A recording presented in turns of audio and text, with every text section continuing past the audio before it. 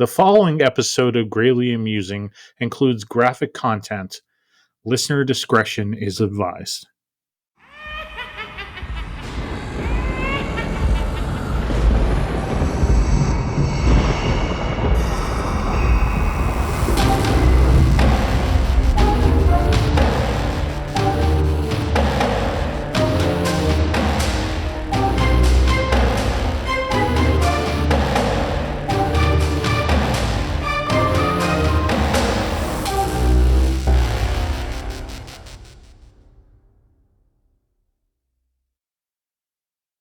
Hello, everyone, and welcome to part 2 of the Gravely Amusing Halloween special. Gravely Amusing, the not so funny horror history podcast that is giving out IOUs to trick or treaters this year because candy is so freaking expensive. So freaking expensive. It's like $30 a bag. Screw that, kids. You're getting glow sticks or IOUs. I am your host, the man child of the macabre, Bryan Peters, and you have dug up the podcast where a pop culture historian looks at the history of horror, sci-fi, and the unexplained. This show focuses on things that will thrill you, may shock you, might even horrify you. And if nothing else, they'll leave you gravely amused. We are currently here on season 2 of Gravely Amusing, and this season's main focus has been the 1950s. Horror was changing back then, as I've said many times, from castles and literary monsters and black and white and Transylvania, and it was changing to aliens and paranormal and Cold War thoughts. And this is even relevant today, how horror changes. Today, things change. People change. Horror changes. But I guess the question today is, should it change? Where's the line where if we cross it, horror could be ruined forever? That's today's debate. And who am I going to debate with? But of course, family, because if you're going to argue about something, you got to argue. Yep. So, today with me, of course, is my cousin Steve. Steve is what I like to call a gore whore. Would you call yourself that, Steve? Oh yeah. I mean, I do like my traditional horror films, but yeah, good gore fest is right up my alley. And some say you could have something mentally wrong with you, but but who cares? Yeah. Me, I'm more classic horror, I guess you could say. I kind of like a little bit more psychological things. I like a decent story with it. But we're kind of going to talk about that today. We're going to talk about, is horror changing more? Is it getting away from kind of more classic stuff? Is it becoming something totally new? Part 1 of our Halloween specials today, because I decided to make 2 because, it's Halloween. But part 1, I talked about the legacy of a guy named Ed Gein. Now, Ed Gein was a dude in Wisconsin in the 1950s, and why he's so significant is because before Ed, there wasn't really any story, at least in America, of somebody that was this sick. As listen to part 1's episode, you'll hear the whole story. But Ed was a serial killer. He was a sick SOB. He robbed graves. He made skin suits. He wanted to be his mother. He loved his mother.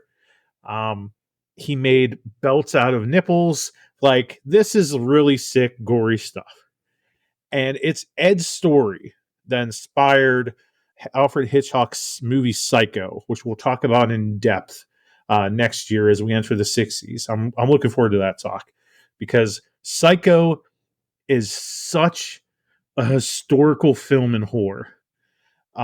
It can be argued that Psycho is what started the slasher genre. It was Psycho that really started it. I think there was one movie before that. I can't remember the name of it. That before Psycho, but it didn't really like hit mainstream until Psycho happened. So the inspiration for Psycho, he's the inspiration for the Texas Chainsaw Massacre, big time, and he's the inspiration for Silence of the Lambs with Buffalo Bill in the '90s, which we'll get to those movies, eventually as Gravely Musing goes on. But what makes it so scary, these certain movies, is when you take stories from real life and you put it into a horror movie or a book. That's where it gets scary because we can look at Dracula and be like, yeah, Dracula's kind of just scary, but none of us like. Do you really believe like vampires exist, Steve? No, I don't think actual people out there like bite and suck blood. I mean, I'm sure there's like a disease that makes it look like it, There sure is. but actual vampires, no. That's nah. No, like it's it's just not it's not real. I mean, werewolves, like stuff like that.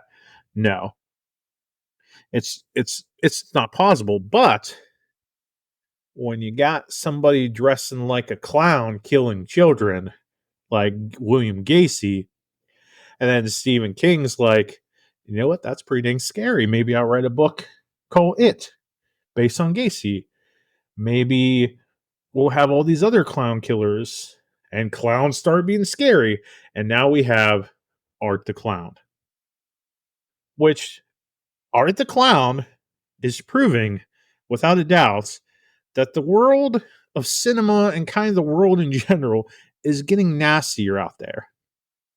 So the question today, where is the line in horror movies? Where do we draw the dang line?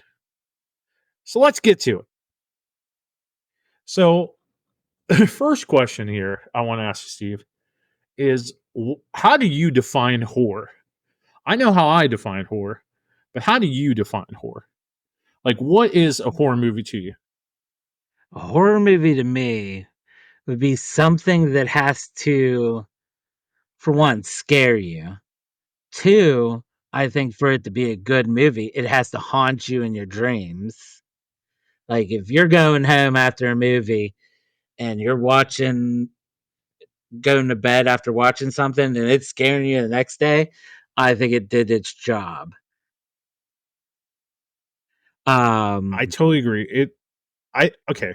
I'm with you. I think you have it has to mess with your brain. I think I think like that's one of the number one things. It has to mess with your brain. yeah, Like that's where I get like the nightmares of having nightmares about it. Yeah, so so that's if would it be a horror film for me. so if it doesn't give you a nightmare, then that's just not going to cut it for you. Yeah, no, it to be a good movie, it's gotta scare me. And there's a I little love bit it. out there that yeah, that's got me, so Same here. I mean, I'm chicken shit, son. Like I think that's what makes it funny, or gravely amusing. Hashtag, whatever, trademark, 2020, whatever. Um, the definition of horror, according to the Oxford language or Oxford Dictionary, is a tense feeling of fear, shock, or disgust. So, right there, fear, shock, disgust. So, in the definition, disgust is in there. So, your argument for gore, it works. it It's right fits, in yep, there. it hits that It's very disgust. last detail, disgust. Or Merriam-Webster defines horror as painful and intense fear, dread, or dismay. So, we can work with that. About the We can same, work with yeah. that. So, by definition, a horror movie would be a film that's intended to evoke fear, dread, or disgust in the viewer. There you go. So, Steve, right now in theaters for Halloween, because I know Beetlejuice is still in theaters and stuff. But like right off the bat, we're entering Halloween time, and like there's not many horror movies going on. That's one thing that always kills me. Like most horror movies, like they're kind of spread out. Like they're not really having all these horror movies come out in like Halloween anymore. No, yeah, that I remember back then, that's when they would come out, right around Absolutely. Halloween time and stuff. Now you're getting them coming out at Christmas time, like, it Right. just whenever they feel like it. I miss the days where you October, you knew you were gonna get some scary movies. For real. Like I just don't get it. Like a lot of some horror movies are dropping like in February. Scream tends to come out like March, April. If there's a new Scream movie, uh, Disney dropped the Haunted Mansion last year in July. For gosh sakes, like what the hell were they thinking? It bombed hard. Yeah, It bombed hard. I don't think I've even seen it yet, so I'm I not didn't finish even. it. I fell Oh, asleep. really? It was sucked. It It was just not doesn't good. pique my interest at all. No, it's just it was a movie that wasn't necessary, really. But if you're gonna do the Haunted Mansion, do something different.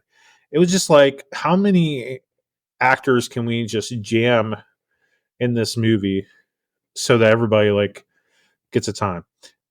you know, it's just I don't know. It was weird, but right now, let's see here.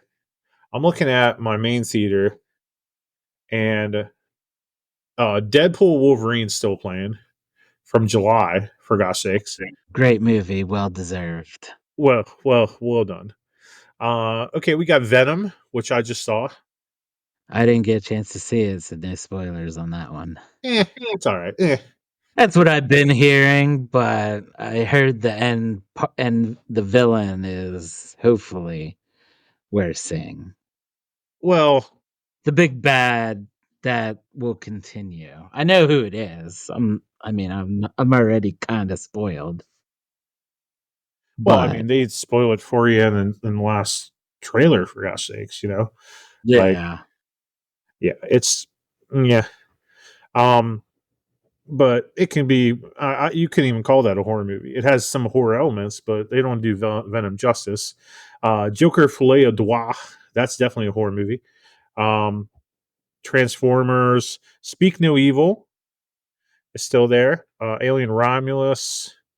Beetlejuice still playing. Smile 2. We have Smile 2. We got Terrifier 3. So we got some stuff. Well, Uh, the Alien, didn't it come out in September though? yeah. Or was it October? Well, no, Alien came out in August. Oh, in August. So that's not even in anywhere near No. how There's it some movie called You're a Monster, which never heard of it. seems to be like a love movie, like a new Beauty and the Beast type thing. Yeah. I heard Smile 2 is really, really good, but I haven't got a chance to see it. Uh, I have hope for it. Yeah. So okay, so there are some horror movies. Yeah. There are. So we were wrong. We apologize. But Terrifier 3 had a budget of $2 million. So whether you like horror gore movies or not, whether it's your thing or not, you cannot you can't debate how impactful this movie is. This movie was not done by Warner Brothers, Bloomhouse, um, Universal, Sony, whatever. This was done independently. Um, I don't even know what. Yeah, I'm sorry. It was done by Dark Age Cinema, Bloody Disgusting, Fuzz on the Lens Productions, The Coven, like all independently owned uh, movies and distributed by Cineverse. And this movie had a budget of 2 million. So far, it's made 55 million. So that's just straight profit. and it's kind of killing it. Like it's doing good. Heck, Um, not to cut you off, but no, you some can't. theaters even have a popcorn bucket of Art the Clown with the Santa hat on and the hair, which I cannot find. But yeah, I mean, it's like this came out of nowhere, this Terrifier stuff. Kind of. Um, and so I want to ask you, Steve. Like, so you said, Brian, you got to check out these movies. You know, you're, you said you're like, you know, art is crazy. Art doesn't give a crap. Art does his thing, and and I see how charismatic art is, and just how like how he messes with his prey, if you will, and that intrigued me because that was very like that was very Jokerish, if you will, just kind of messing with people. I love the Joker, and we just did a whole thing about Joker, but now we're back to 50 stuff and debates, but why would you say that art has become so iconic? What is drawing you to art in these movies? What is pulling you in, man? To be honest, I don't know. Like with All Hallows Eve, he's in it, he's introduced in it, but he's not like in it a whole lot doing what he does. It's not until like Terrifier 1, which was the first time I was actually introduced to him, that you see like he's kind of like a real dude. Like you've seen on the news like in the past about clowns just being out there and stuff. And then we have Gacy and all that. So just the fact that this guy with a garbage bag is walking around, nobody pays no mind to him, and then just out of nowhere goes ballistic. Just being a gore guy and just liking that stuff. I am afraid of clowns, not so much the clown idea, but Yeah, people you love the dressed Joker. up in things. Yeah, that's what's funny. But with these films, it actually works for them that they are not made for, like, a crap ton of money. I don't remember, but I think either the 1st or 2nd one was only made for, like, 350 mil or 350,000, 325,000, I think, Let me look. and just it makes you think, like, "This could actually happen. Am I watching something that, like, somebody just filmed the guy doing? It's real, like, is it real? Like, real?" He makes you feel like to be nervous to walk down places during Halloween, just see a clown standing there. You don't know what he's gonna be like, and that's what kinda drew me to him, that there is that real life possibility, like, this guy could be walking around Ohio or, Greensburg or He probably will something. be walking around Ohio, Yeah. probably in Springfield. You know, he's Yeah. living off cats and dogs out there. uh but it's just I don't know, I'm a horror guy, I mean, and it just yeah, it just got to me. Now, I don't know if we'll talk about this later, but as these films came out from All Hallows Eve 2 doesn't have anything to do with him, and then you get Terrifier 1, 2, 3. They do gradually get better, and a story isn't actually in it until the 2nd movie, but it works, like, it just works, and I'd like to mention, um, the actor, I think his name is David Thorne something, I can't remember what, David Howard Thornton. yeah, he actually doesn't play Art in All Hallows Eve. I don't think he comes in until Terrifier 1. You're correct. Then he Yeah. takes the mantle and runs with it. So, yeah, I would just say the real world possibilities of this guy is what kinda got me intrigued with most movies. That's what I, like, look for. So what's in the trash bag? There is all I mean, by the time you get to this 3rd movie, there's no spoilers in it, but it's like the bag is Mary Poppins' bag. Oh, Like, at one okay, point okay, that's intriguing. Okay, but you don't see that in the first one. That doesn't come into play until you get into, like, the 2nd, 3rd, and then I don't know if you saw the music video that Ice Nine Kills does. Watch it, it's good. It's, Ice Nine Kills is a band that's based off horror like, they base their songs off horror movies. yeah, yeah, They just did one for Art the Clown or Terrifier.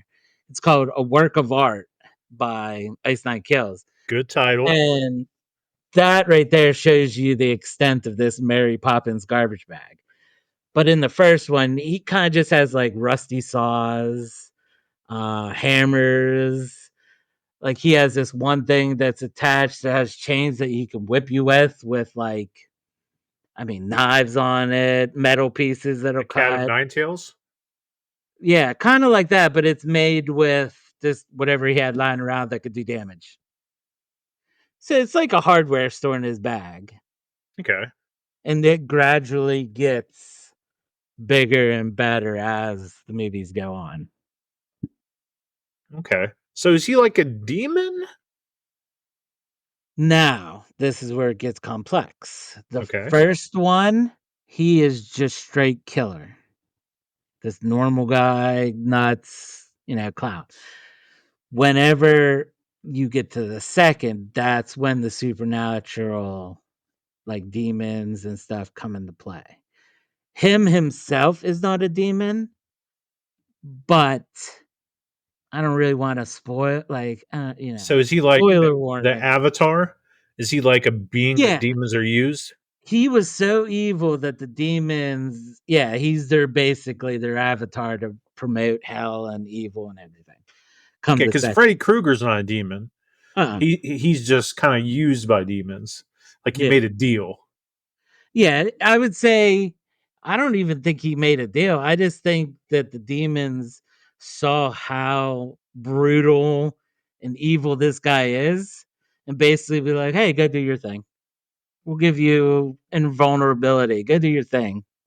Just be yourself." Okay, but but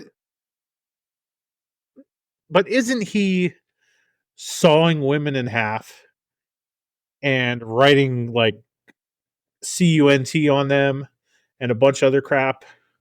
Well, that's one thing. With each Terrifier movie, there's usually one scene that tops the one before. Like in the first Terrifier, that's where you have the one girl that was with the other one for Halloween. Hung Spoilers, up, everybody. yeah, Spoilers. spoilers. Sorry, spoilers. He has her hung upside down, naked, by her ankles on chains with like duct tape, and just pulls out a rusty hacksaw, and goes from private until it exits, and it just spreads apart. And I mean, you hear bone, you hear the sloshing, the blood, you hear like everything that you would think you would hear and if somebody was getting sawed in half. Wow, And you another girl watches. and you like this stuff, eh? Yeah, I don't mind it. I mean, I think we've talked about this before in previous episodes. I want like if somebody's gonna get sliced with a knife, I want to see what it really would do. Like, I don't wanna just see a blood stain. I wanna see, like, the flat apart and, like, it doesn't seem real to me if you don't see that stuff. So what do you mean? You take a big butcher-sized knife and all you have is a little blood stain? Like, no, that's not what would normally happen. You know what I mean? Okay, your argument's starting to intrigue me here. So you're okay. So you're saying that hearing the sounds and seeing how it might actually be and having the physics, if you will, or the science of it is more scary to you than just cut slash that's all you get. Yeah, now this could be a bit, whatever, but Like I could feel like in my mind, if I was walking and Michael Myers was at one end and Art was behind me, I'm running towards Michael Myers, not Art the Clown. I'm gonna run up to Michael Myers, kick him in the nuts, and then run around him. And this is Mm, coming from a big fan. Like I love Halloween. I love Michael Myers. He's one of my favorites. I would choose Michael Myers to deal with rather than Art the Clown. okay, okay, so that okay, so so your argument here for gore horror, like for art, in terms of horror icons, art is more terrifying, pun intended, always more terrifying than Michael because art doesn't have a line, is what you're saying. That art will do whatever to you, or Yeah, Michael will and just stab you or choke you. yeah, he's a basic B word, Michael Myers. Art the Clown, you don't know what's gonna happen. Like if you watch these You can movies, say the B word. There'll be an explicit thing on here. yeah, he's a basic bitch. Like he doesn't I mean he scared me as a kid because I mean what kid wouldn't get scared? But thinking now, like, why don't they just keep running? Like he's not like you can kick him in the nuts, he's slow. I mean, yeah, if he gets a hold of you, you're screwed. But if I'm running away from him and Art the Clown appears, I'm running back to Michael Myers. Just because you don't know what's gonna happen. And he laughs at it. Like if you watch these movies, like we watched Terrifier 3, spoilers, whatever. There's no spoilers in this. Me and Emily felt like, at least me, I felt like a psycho because we laughed the whole entire movie. You have mental issues. We've already gone across this. Yeah, But yeah, like that's just all I can say. Like yeah, it's just something about art that like it's scary, but fun at the same time. okay, but like okay, but so you're saying that there needs to not be a line anymore. That okay? Would you agree? Okay, or possibly agree, or would you say that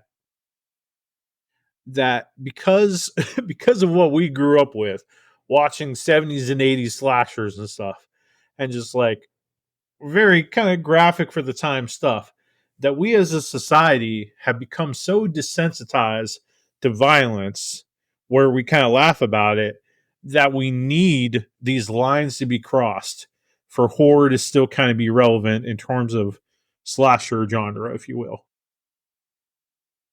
Yeah, but I mean, you could keep some lines up. I don't think you need to cross like every line. There are some lines you still shouldn't cross. It might turn people off, and that's where you would probably get that downfall. But yeah, I mean, I'm not afraid of Michael Myers or anything. Like, no, it's this guy that just got introduced that's carrying a garbage bag like a normal dude, disemboweling people and shit. So Okay. yeah, I would say we're getting more sadistic. Yeah, that kind of worries me a little bit Eh, because okay, so I'm hearing stuff now. Okay, so I try to watch these movies, and I started at the very beginning because me, I got to start at the beginning. So I think it was All Hallows Eve. It was the one. So it started with basically um it was totally ripping off Halloween. It was a babysitter watching, a boy and a girl, and he was even in a karate outfit. So it's like, a little Tommy and a little Lindsay from Halloween. And the kid, I'll just call him Tommy because that's basically what they are. But the babysitter didn't want to do jack o' lanterns. It's really late at night. She doesn't want to do it, just like Laurie Strode didn't want to do it. And she finds a VHS tape in little Tommy's, candy bag, and he's like, I don't know how it got there, or whatever. They pop in this VHS tape. She watches it while the kids are in the other room, kind of watching her reactions. And it's showing the short films introducing Art the Clown and stuff. And it I got to the part where so I saw the part where Art's sitting at the subway and just staring at this girl and honking the horn, and I loved that. I thought that was great. And then he's just right beside her in a second. That was creepy. And then he gives her the flower, and there's like a roach crawling out of it. Okay, you have my attention. Okay, you're messing with her. Okay. But then we get these three women like chained in a basement, and we don't know what the heck they are, and we don't know what's going on. I'm okay with that. I'm still with you. But then we get to like um some like real hulking monster thing grabs a girl while she tries to escape, and then like I'm okay with that still. And then like some girl talks to some homeless guy down there that had like a bunch of dead body parts in a trash bag, and she thought it was just like his normal stuff. And then she's on some table, and like this cult is standing around her, and it gave me reminisce of like kind of like Rosemary's Baby type stuff. I don't know if you ever saw Rosemary's Baby, but there's a prequel movie on Paramount, and we're going to talk Rosemary's Baby, next year as we enter the '60s, as we're going to talk about the Manson family, as we enter the '60s. The '60s is going to be really fun. There's so much horror. Horror gets really fun in the '60s. So, but then we get to this part where some girl is chained up by her hands and she's pregnant. And I know exactly where this is going, but I didn't turn it off just yet because I was like, okay, I'm gonna give this a chance. They might not kill this chick. Like it might just be like just to mess with your brain. But no, they stabbed her right in the pregnant belly. And I shut it off. I couldn't do any more. Because I can't I my line, I guess, call me a geezer, call me what you will. I think my line is kids, man. I like killing kids or pregnant women. Like that's bad, man. Like and like I'm okay with like chasing women and no, I don't chase women. Let me rephrase this. I'm okay within movies of the killer chasing women because that's always been that way. The final girl and stuff. I'm okay with Freddie yelling out like "Get back here, bitch!" That type of stuff.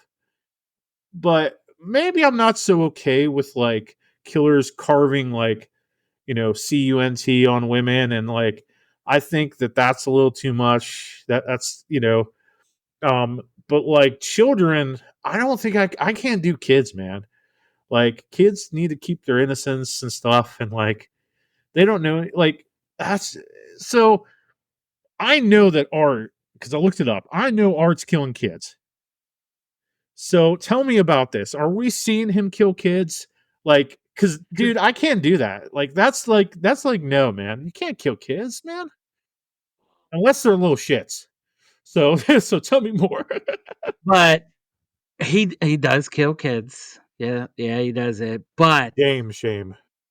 and like you were mentioning spoilers again, but on in All Hallows Eve, the one you were just talking about, he actually does get to those two kids that the babysitter's watching. But you don't see My anything interest has until come a little bit back. he does get them, and you don't even see like you don't see, you don't hear nothing until that babysitter goes up to check on them and finds them dismembered on the bed with their heads and everything cut off. Okay, so now we move to Okay, but I have to ask you, okay, what? Okay, so because as soon as that knife hit that pregnant belly, I turned it off immediately. Did they cut the okay. baby out of this woman? I actually don't remember. I watched this like a long time ago. I know bits and pieces, but I can't actually remember. Um, yeah, I don't know. I can't Yeah, remember. I couldn't do that, man. and killing the woman and the baby. I can't do it. It gets worse. Freaking Ed Gein over here. You know, So, in I believe in Terrifier 1, the kids are harmed. There might be a doll harmed that I remember. sure. But when you get to Terrifier 2, Uh huh. it starts getting it's a kid, but he's an older kid, and he doesn't kill him quite yet, but I'm trying to think. It's mainly teenagers that are getting it in the second one. The third These one are is fine. where Kids can they die. that third one is where they step over kind of that line. You still don't see it, but you can hear it. Well, I'm And deaf, so maybe I'll be all right. yeah.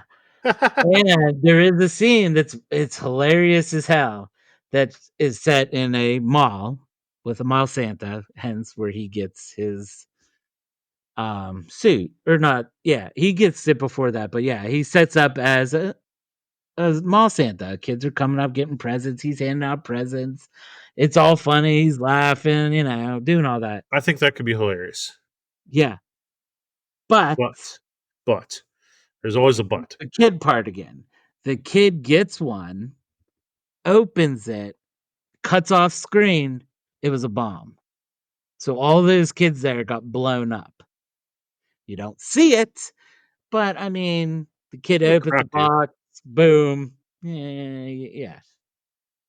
Also, the very first, I know you probably heard this, the very first like 10 minutes of Terrifier 3 are like, were supposedly like bad, like they were bad. That's where you get where he goes in and kills a whole family. And you see the parents die, obviously, but you don't see the kids die, but you hear it. You can hear every hack slash he's going in with an axe and just chops them, and then you see them after the fact. So, I mean, again, I go back to the reality thing. It's going to cross the line, man. They're going to show him kill kids. It's going to happen I within the next would 5 not years. I would not doubt it, but I think I've heard the guy say he's only doing one more with this terrify like to finish the arc. So unless they do it in this fourth one, I don't know. But I think there's where that line is. You don't show it. You could have the sound, but you do not show the actual act in this one instance. Okay, I don't know if I could because see an act you going remember into some kid's head. Like that might be that'll cross the line. Actually visually seeing it. well, like okay, you remember like in 2018 Halloween, there was that scene where Michael sees the baby in the crib. And like he's like ready to kill everybody, but he hesitates, and everybody like all over the internet was like, "Did he kill that baby? Did he kill that baby? Oh my gosh, did he kill the baby? Is he gonna kill the baby?" But we don't know. Like, well, I mean, I think they showed like he didn't kill the baby, but like they made you wonder if he would have. Like, Yeah.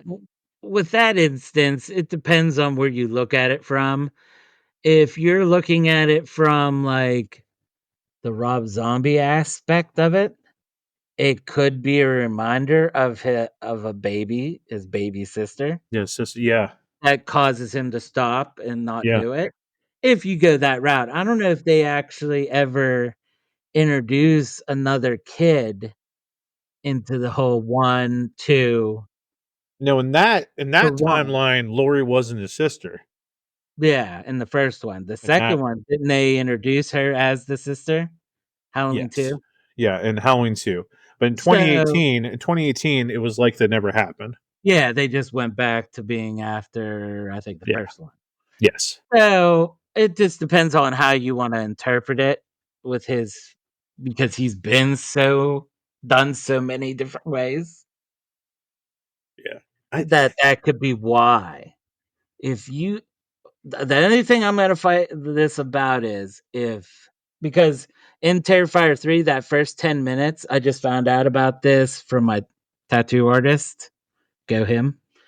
Um, that scene is actually where Art goes spoilers, Art goes and kills the whole family with an axe is actually based off of a real murder. It's called the Valeska Axe Murders. It was in Uh, 1912 in Iowa. A guy, which they thought stayed in like a little room, like a spare little room that you often find in like old houses, and waited for them all to sleep, and took an axe to the father first, destroyed him where you couldn't see eyeballs or anything, because he would be the hardest to fight off. Then went after the wife and then killed the 2 kids and also 2 girls that were spending the night after getting off church. He went in and wiped them all out, put the axe down, made himself something to eat, yep, I heard this. Yep. cleaned the dishes, and put them back. And in that first scene in Terrifier 3, it's almost exact. He goes, eats some cookies and stuff, cleans the dishes and everything, and then just leaves. So, like, stuff like that based on your based on That's real scary things. stuff, man. That's Yeah, messed up. that's what I mean, and I was reading it while we were before we came on, Mhm. and yeah, and it's still not solved. It was never solved, the murders. They had a couple guys, one guy went through 2 trials, still nothing. I guess the first one, it was a hung jury, and the second time it was an acquittal. So those murders are still not solved to this day, as far as I've read. Da da da. So, and like I described, that's what makes a good horror film. Like if there's something in there that can be real, yeah. So that's why, yeah. So I I think th- the line is, the line's "Don't kids show me the kids." killing kids on screen. That's the line. As Yeah, and as it should be, and I hope it stays that way. I really yeah, do. yeah. Um, so listeners, whatever you think, like give me comments. Send me stuff on YouTube. You can email me at gravelymusing@gmail.com. Find us on Facebook, Twitter, everything. Like, let us know what you think is the line, and if you're more gore or you're more classic, let us know. And thus ends our discussion on gore and where the line is. I hope you guys have a happy Halloween, and I hope this podcast thrilled you. I hope it shocked you. I hope it horrified you. If nothing else, I hope it left you at least gravely amused. Happy Halloween.